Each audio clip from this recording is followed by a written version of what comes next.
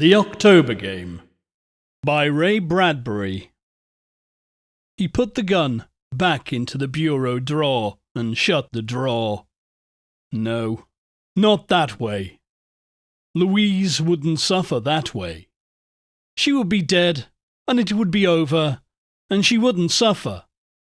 It was very important that this thing have, above all, duration.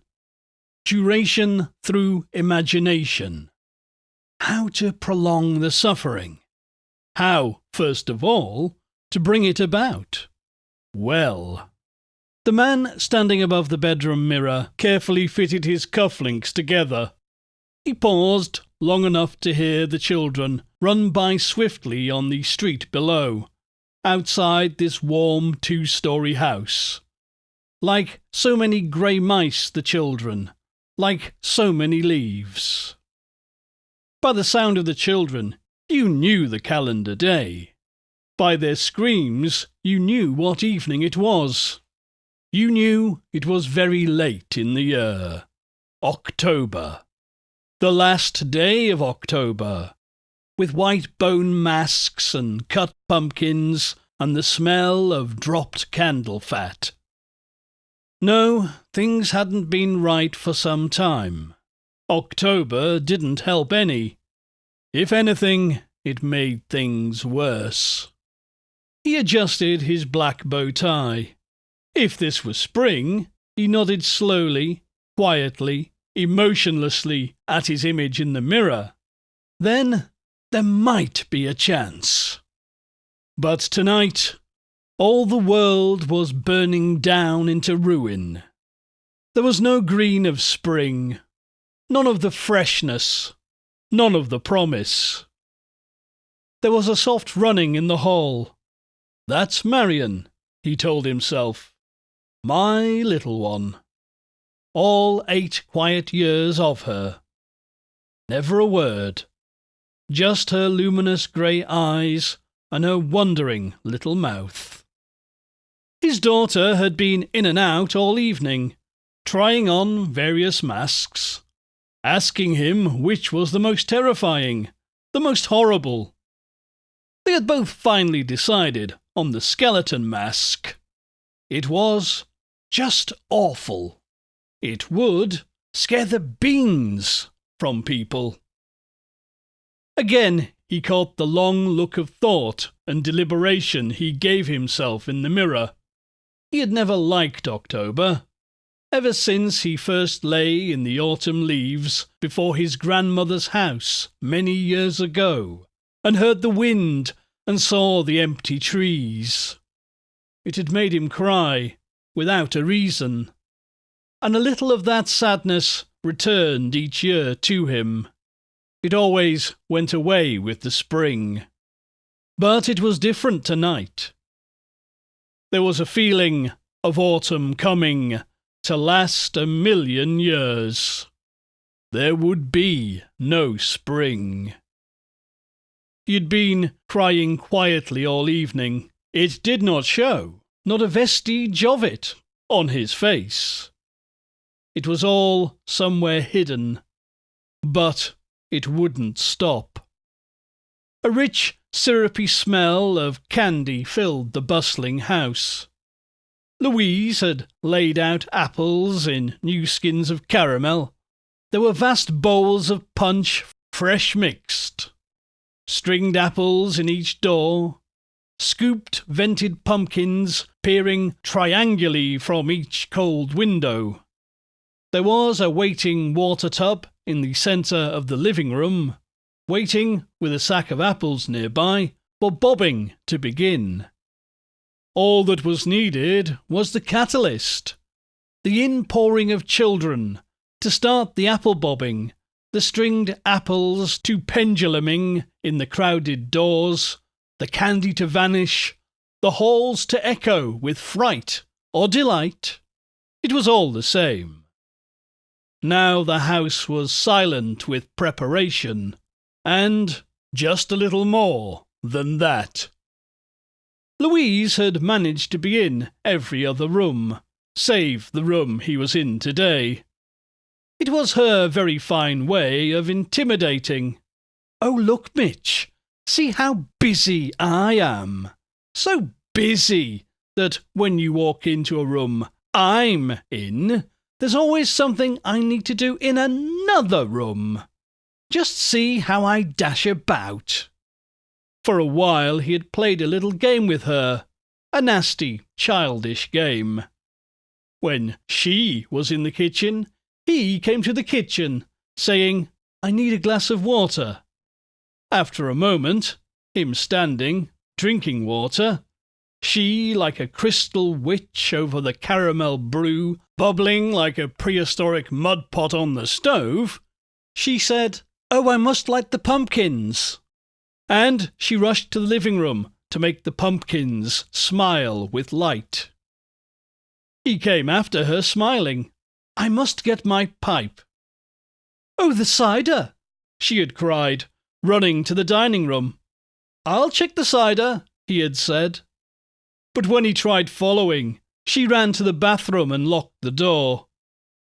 He stood outside the bath door laughing strangely and senselessly, his pipe gone cold in his mouth.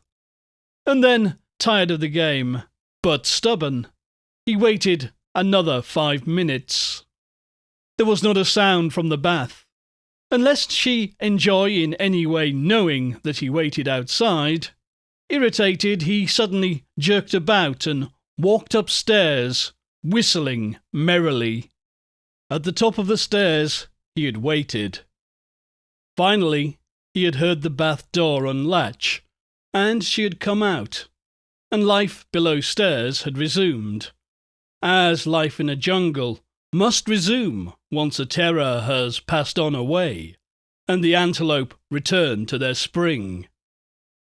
Now, as he finished his bow tie and put on his dark coat, there was a mouse rustle in the hall. Marion appeared in the door, all skeletonious in her disguise. "How do I look, Papa?" "Fine." From under the mask, blonde hair showed. From the skull sockets, small blue eyes smiled. He sighed. Marion and Louise, the two silent denouncers of his virility, his dark power.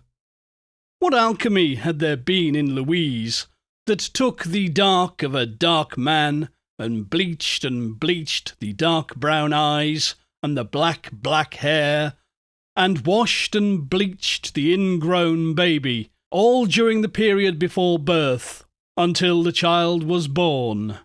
Marion, blonde, blue eyes, ruddy-cheeked. Sometimes he suspected that Louise had conceived the child as an idea, completely asexual, an immaculate conception of contemptuous mind and cell. As a firm rebuke to him, she had produced a child in her own image, and to top it, she had somehow fixed the doctor, so he shook his head and said, "Sorry, Mr. Wilder, your wife will never have another child. This was the last one." "And I wanted a boy," Mitch had said 8 years ago. He almost bent to take hold of Marion now, in her skull mask. He felt an inexplicable rush of pity for her, because she had never had a father's love, only the crushing, holding love of a loveless mother. But most of all, he pitied himself, that somehow he had not made the most of a bad birth, enjoyed his daughter for herself, regardless of her not being dark and a son and like himself. Somewhere he had missed out. Other things being equal, he would have loved the child. But Louise hadn't wanted a child anyway in the first place. She had been frightened of the idea of birth. He had forced the child on her, and from that night, all through the year, until the agony of the birth itself, Louise had lived in another part of the house. She had expected to die with the forced child. It had been very easy for Louise to hate this husband, who so wanted a son that he gave his only wife over to the mortuary. But Louise had lived, and in triumph. Her eyes, the day he came to the hospital, were cold. "I am alive," they said. "And I have a blonde daughter. Just look." And when he had put out a hand to touch, the mother had turned away to conspire with her new pink daughter-child, away from the dark, forcing murderer. It had all been so beautifully ironic. His selfishness deserved it. But it was October again. There had been other Octobers, and when he thought of the long winter, he had filled with horror, year after year, to think of the endless months mortared into the house by an insane fall of snow, trapped with a woman and child, neither of whom loved him, for months on end. During the 8 years, there had been respites. In spring and summer, you got out, walked, picnicked. These were desperate solutions to the desperate problem of a hated man. But in winter, the hikes and the picnics and escapes fell away with the leaves. Life, like a tree, stood empty, the fruit picked, the sap run to earth. Yes, you invited people in, but people were hard to get in winter with blizzards and all. Once he had been clever enough to save for a Florida trip. They had gone south. He had walked in the open. But now, with the 8th winter coming, he knew things were finally at an end.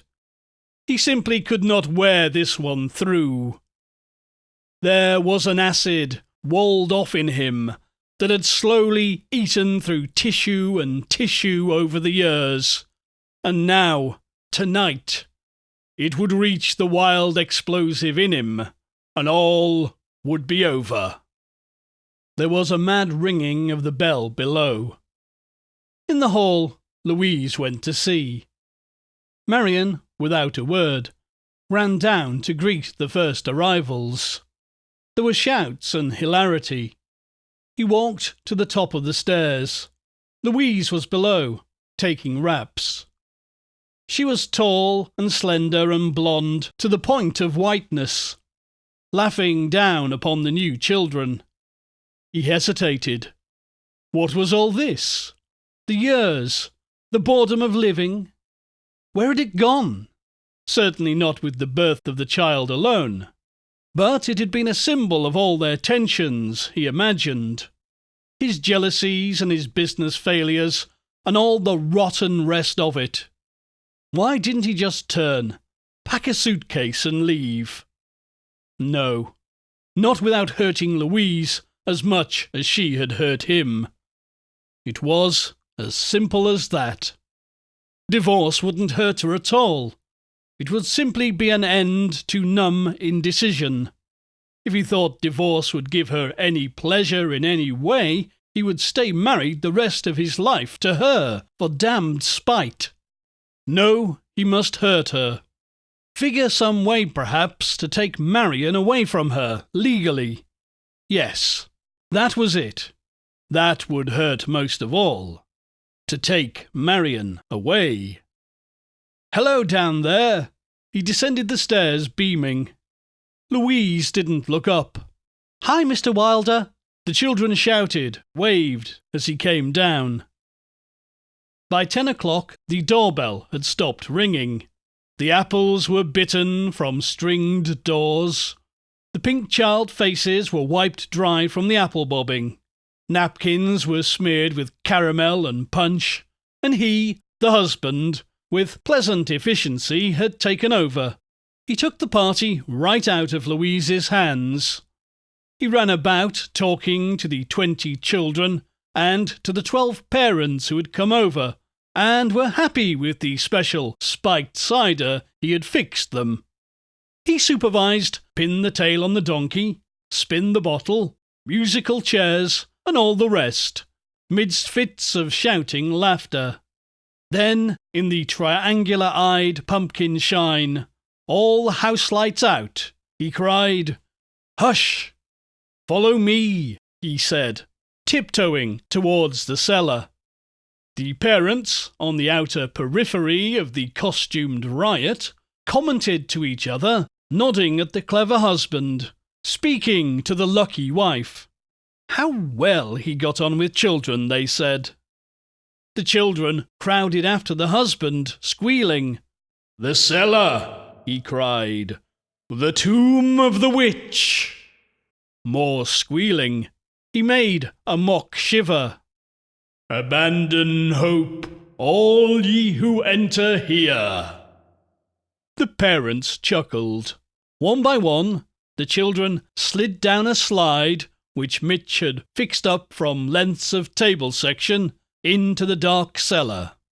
He hissed and shouted ghastly utterances after them.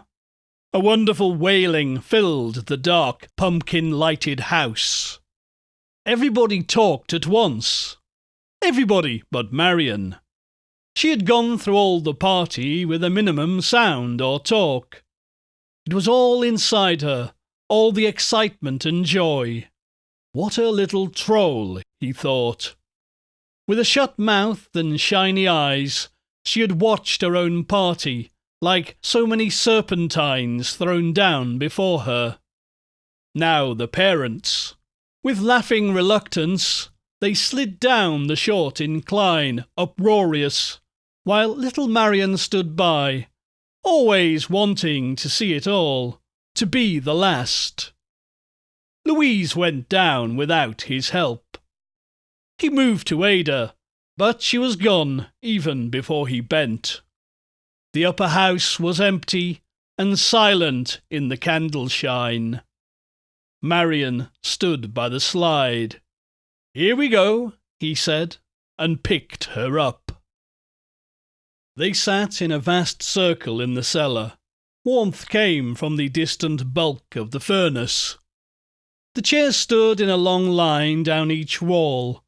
20 squealing children, 12 rustling relatives, alternately spaced, with Louise down at the far end, Mitch up at this end, near the stairs.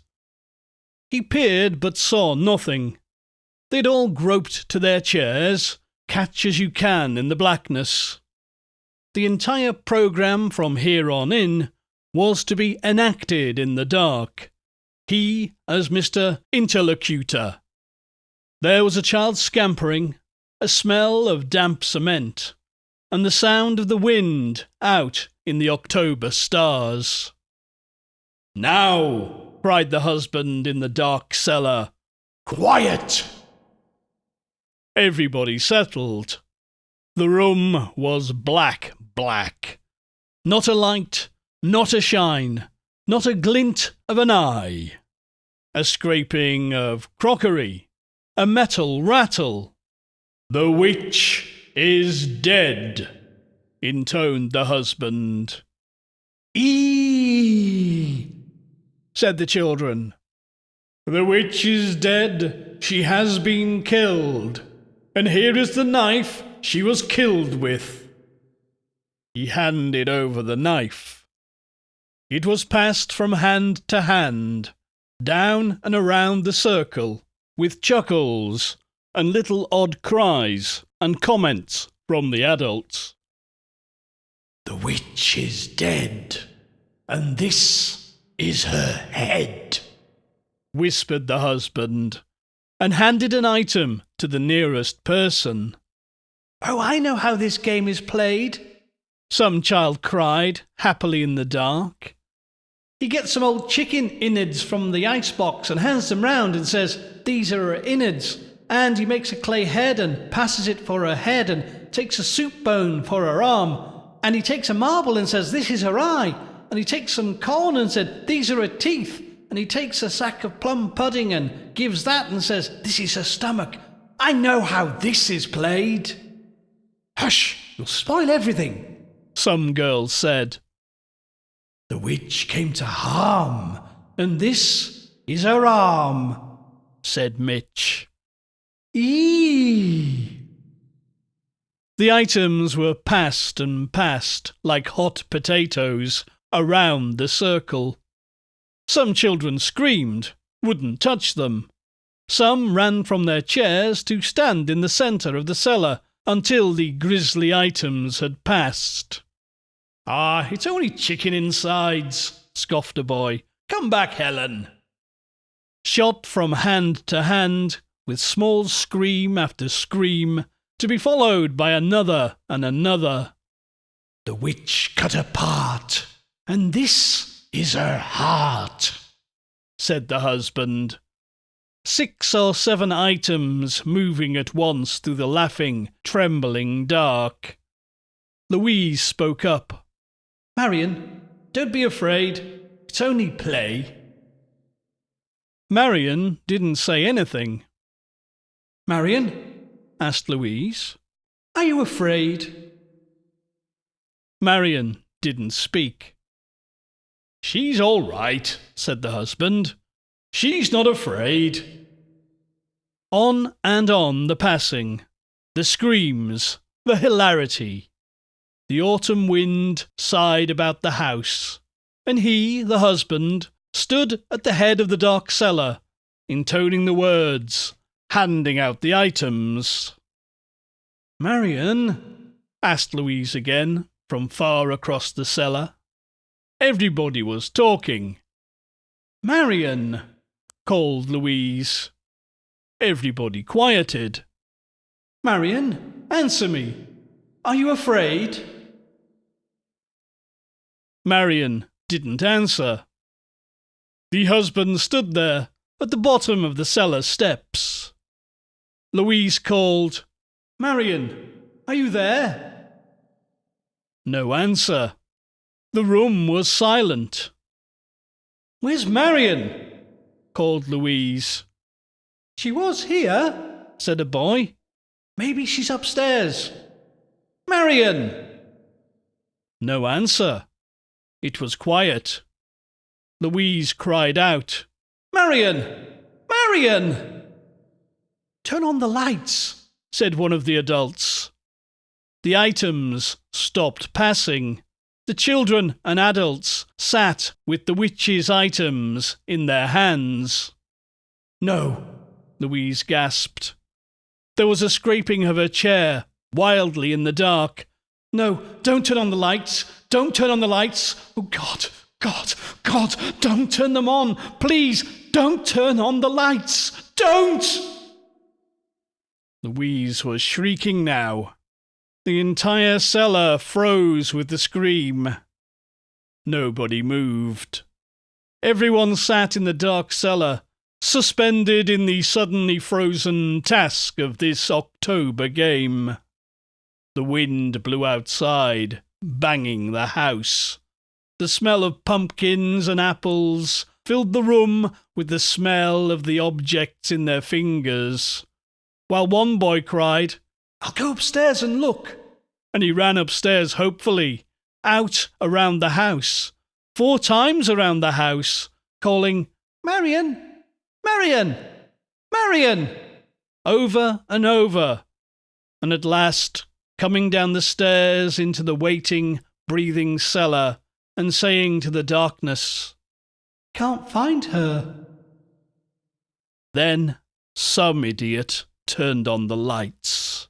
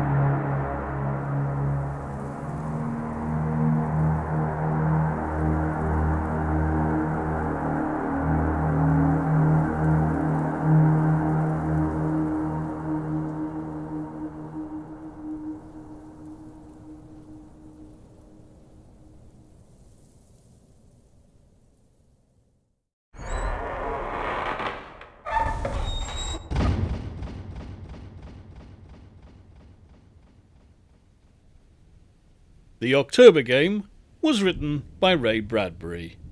It was first published in Weird Tales magazine in March 1948. It was read by Mr. Jim Moon with autumnal dirges by the Eldritch Light Orchestra. If you enjoyed this reading, do check out the Hypnagoria podcast, which features many more classic weird tales of the strange and the macabre, and discussions on all things weird and wonderful.